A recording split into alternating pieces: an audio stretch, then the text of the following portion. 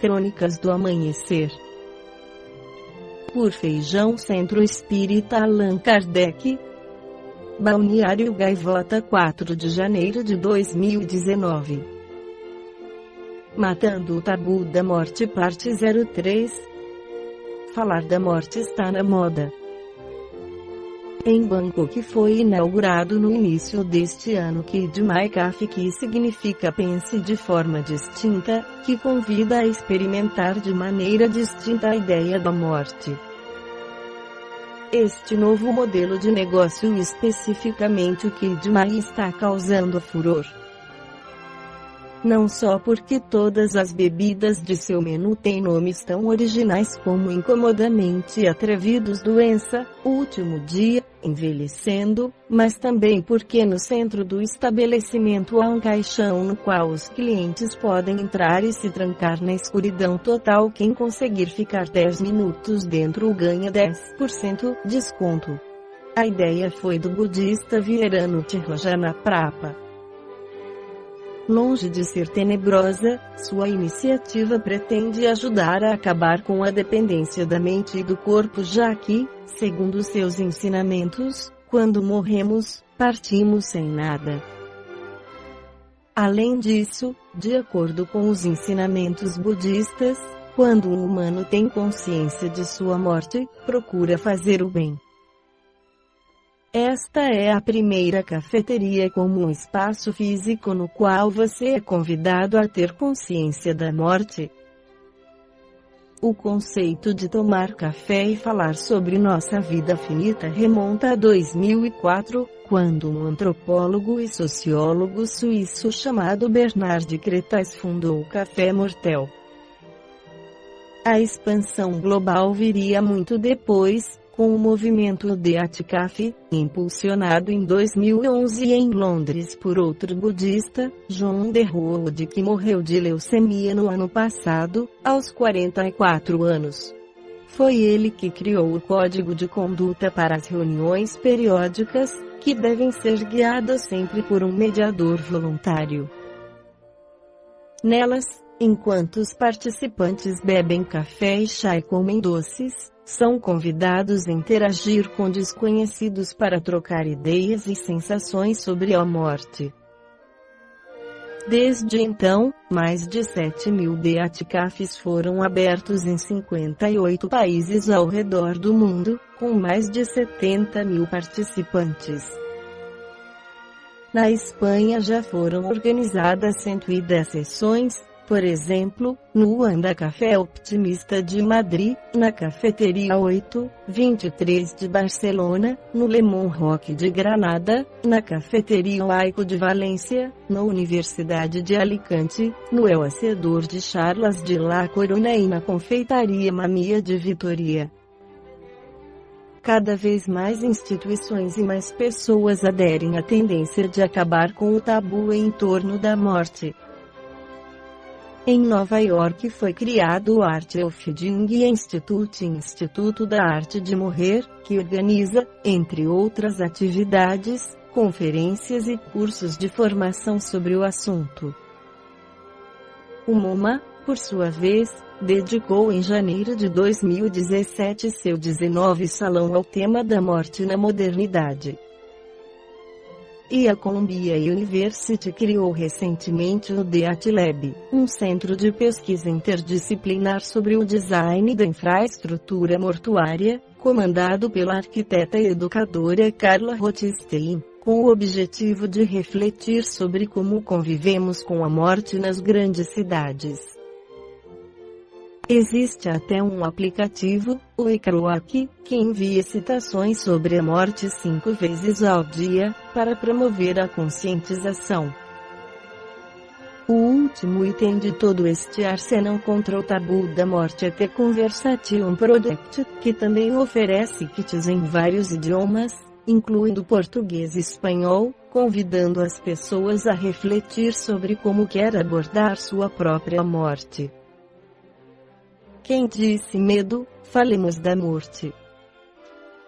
Nesta terceira crônica do amanhecer também iremos trazer as informações do livro No Limiar do Infinito do Espírito Joana de Ângeles pela psicografia de Divaldo Pereira Franco, esclarecendo sobre a vida fora da matéria, sendo a vida na Terra, suas edificações e paisagens um símile mais condensado e algo mais grosseiro do que existe no mundo espírita ou espiritual. Facilmente se compreenderá que o progresso na região das causas transcende em beleza e realizações, superando em emoções e efeitos tudo quanto a imaginação pode conceber.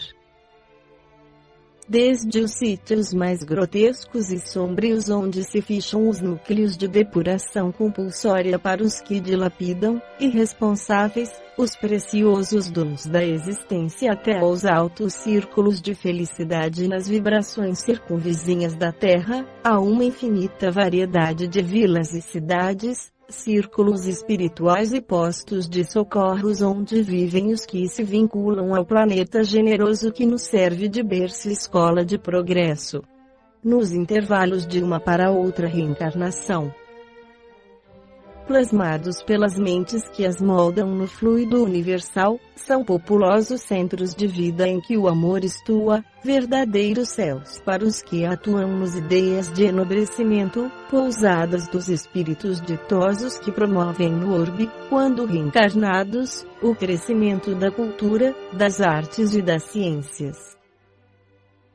Esses verdadeiros missionários da abnegação e da caridade são os artífices da beleza no mundo em nome de nosso Senhor Jesus Cristo. Não se trata de lugares hipotéticos, ou de centros onde campeia a ociosidade em aposentadoria demorada, ou de paisagens fantasistas para o repouso da inutilidade. Há atividades febricitantes em que o culto ao trabalho fomenta o progresso das mentes e aprimora os sentimentos do coração. De forma alguma são mundos quiméricos, imateriais, sobrenaturais, mas searas de ação objetiva, organizações promovidas pelo espírito humano, distantes ainda dos mundos da divina bênção. Faixas imediatas às realizações terrenas em escalas ascendentes como descendentes, onde vigem as leis da misericórdia de nosso Pai em programação superior objetivando o crescimento do espírito. Em contrapartida, adensam-se as regiões purgatoriais, legítimos infernos onde pugnam incansáveis e se depuram aqueles que a morte arrebatou em situações arbitrárias e não os consumiu.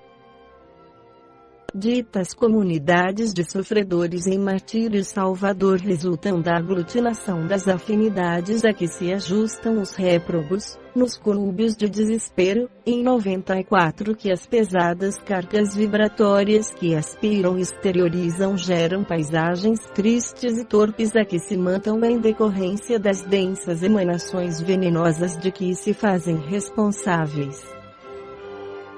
Há que se compreender que, sendo a vida espiritual a verdadeira, nela se elaboram os projetos da ação a executar nos empreendimentos futuros, nas reencarnações posteriores. Se os gênios das artes retratam a beleza em imperecíveis poemas, sinfonias, composições épicas estésicas, na pintura e na estatuária, das regiões donde vieram trazem registrados na memória os temas e as técnicas que ressurgem no campo das formas humanas, há instâncias de inspiração, da concentração profunda em que mergulham buscando encontrá-las, da oração que os alça aos centros superiores onde se demoram os originais que repetem com os recursos que se lhes tomam acessíveis.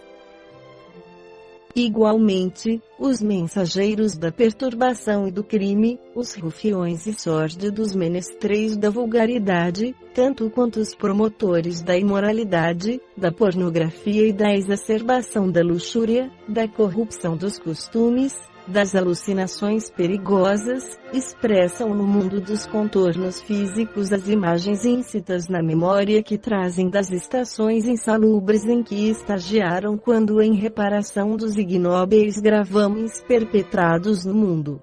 Noutras vezes, de acordo com as ideias cultivadas, mantém uma sintonia natural de gostos e aspirações com essas cidades espalhadas nas imediações do planeta, ali volvendo ou indo por vez primeira em parciais desprendimentos pelo sono, conduzidos pelos arquitetos da harmonia ou pelos sequazes da anarquia terrestre. Os que podem alçar voo a sós e permanecem vinculados às escolas de sabedoria e de estesia de onde procedem, facilmente retemperam o ânimo e compreendem as tarefas e sacerdócios que devem preservar entre os homens, sustentados pela força da vitalidade que de tais urbes se exterioriza. Em parte alguma do universo existem o vácuo absoluto, o nada, a experiência estática. Um dinamismo progressista se impõe como consequência natural da incessante criação divina que sustenta as galáxias e comanda os sistemas planetários. A vida é o hálito do Pai Criador em sua soberana manifestação de amor. Aos menos adestrados na meditação em torno da vida espiritual e aos que se anestesiam no encharcamento das sensações mais grosseiras, parecem fantasias bem urdidas as revelações sobre o mundo extrafísico, preferindo eles que tudo se consumisse no aniquilamento após a morte do corpo somático ou se assentasse nos comportamentos estanques que a necessidade de esforços e recompensas apaixonadas de alguns visionários do passado e do presente estabeleceram como pontos finais, inamovíveis, perfeitamente lógica a ocorrência da multiplicidade das cidades e colônias espirituais no mundo das causas. O apóstolo Paulo, em desdobramento mediúnico expressivo, foi arrebatado até o terceiro céu ao paraíso e ouviu palavras indizíveis, conforme anotou expressiva cópia de ensinamentos que inseriu na sua oportuna a Epístola aos Coríntios capítulo 12, versículo 2 e seguintes, rica de advertências, espiritualidade e edificações morais. Os grandes místicos da humanidade, em processos luminosos de viagens astrais, foram a muitas delas, donde vieram guardando na lembrança detalhes e ocorrências que narraram aos seus contemporâneos. Dante Alighieri, no incomparável poema da Divina Comédia, tentou ser o mais fiel possível às múltiplas reminiscências dos passeios espirituais, amparado por Virgílio e por Beatriz, em que o seu estro defrontou inimigos antipatizantes políticos. Que o situou conforme a imaginação preferiu, Teresa da Vila, reiteradas vezes nos transes sonambúlicos e nos estados catalépticos sucessivos, viajou em corpo espiritual na direção dessas organizações, ali recolhendo e trazendo informações superiores com que sustentou suas irmãs do Carmelo e a si mesma se fortaleceu, a fim de superar as terríveis condições morais da época, estabelecendo as nobres e austeras linhas dos deveres a que se entregou em culto de elevação e glória. Os apóstolos e missionários de todos os tempos conheceram de perto essas experiências superiores, de cujas viagens retornaram refeitos e ágeis para dar prosseguimento às lutas em que ascenderam as mais altas culminâncias do bem. Não bastassem tais recordações, os Espíritos do Senhor incessantemente se referem a essas mansões de perene luz e àqueles mansardas de contínuas refregas purificadoras, emulando os homens a preferência da vitória sobre as vanglórias terrenas, em permanentes mistérios de elevação. Ao império do pensamento se constroem as algemas da escravidão e as asas da angelitude nos mais variados rincões do universo. Metrópoles trabalhadas em substância sutil, plástica e de fácil moldagem às mentes ditosas, constituem os painéis de incomparável dita onde reinam a paz, a aventura plena e a felicidade sem jaça. Há incontáveis instituições beneficentes e socorristas no além-túmulo que se afervoram no auxílio aos que transitam na terra e partem do corpo após a desencarnação, demorando-se hebetados, inconscientes, mortos-vivos nas necrópolis e nos redutos dos lares onde já não lhes é lícito permanecer. Legiões de abnegados e caridosos mensageiros do Senhor recolhem em institutos de recuperação e aperfeiçoamento os desencarnados em dor, fortemente imantados às sensações do corpo em decomposição, no sagrado ministério de amor e misericórdia com que lecionam fraternidade e santificação. Educandários e hospitais de retificação, à semelhança dos que existem na Terra, melhor organizados e mais aprimorados, se abrem convidativos, como santuários de recolhimento e correção para a elevação dos caídos e recuperação dos inditosos não totalmente vitimados pelas forças soezes da natureza animal que neles mantinham predomínio, conforme existem na Terra conglomerados e organizações humanos para albergar a imensa legião de criaturas. Sucedem-se, múltiplos, acolhedores comuninhos de venturas que aguardam os seus habitantes momentaneamente excursionando em aprendizagem nas debilmente coloridas paisagens terrenas. Ninguém se surpreenda, portanto, que a vida espiritual seja refletida nas comunidades terrenas, que são cópias imperfeitas das sociedades vigentes nos círculos superiores do orbe nos planetas onde a vida estua sem sombra, sem dor, sem morte, sem adeus. O esquecimento temporal de forma alguma constitui justificativa para que se argumente contra a existência do mundo das causas. O dos efeitos é a sua resposta de afirmação. Concessão divina. O ouvido não impede, todavia, que surjam e ressurjam as lembranças em forma de insopitável melancolia que, vez por outra, visita a mente e o coração dos homens, nublando-lhes os olhos de lágrimas e doces reminiscências no ergástulo do carreiro carnal. Elevemo-nos pela ação enobrecida e pelo exercício da meditação profunda acima das conjunturas imediatistas e conseguiremos vincular-nos a esses centros de comando e vitalização dos ideais humanos, podendo ali aurir forças para as vitórias sobre nós mesmos, ao mesmo tempo conseguindo libertar-nos das ligaduras carnais, pelo desprendimento parcial, através do sono, para fruir as bênçãos da excelsa misericórdia que o Senhor confere aos que o amam e buscam ser-lhe fiéis.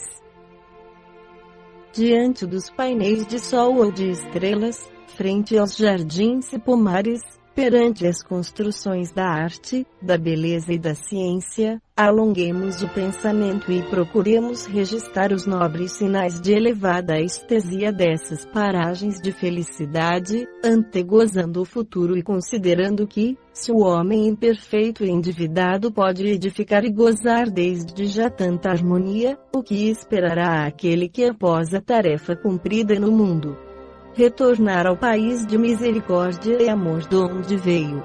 Alentados por essa expectativa, prossigamos fiéis e humildes. Esta foi a crônica do amanhecer de 4 de janeiro de 2019, por Feijão Centro Espírita Allan Kardec.